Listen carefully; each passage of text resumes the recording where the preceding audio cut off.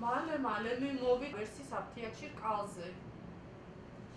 ამოყარება ვალი იყო, მაგრამ ქვები ამოყარა თუ სხვა არ გადმოსულა, რომ იტყორება. ანუ ჩვენ ერთ-ერთი ყოდა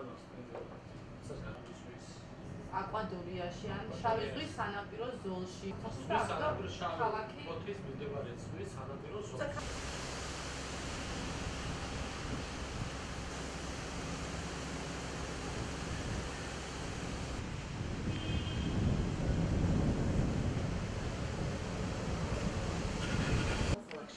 გუშინ საღამოს შეიქმნა შტაბი ფოჩი, შევიდა ყველა სამსახურის უფროსი ამ შტაბში, ასევე ძალოვანი სტრუქტურების ხელმძღვანელები.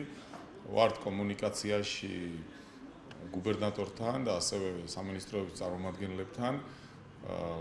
ჯერჯერობით მე შემიძლია ვთქვა, რომ ფოჩი ნორმალური სიტუაციაა, არანაირი დათბორვა, არანაირი რამე დაზიანება არ ყოფილა.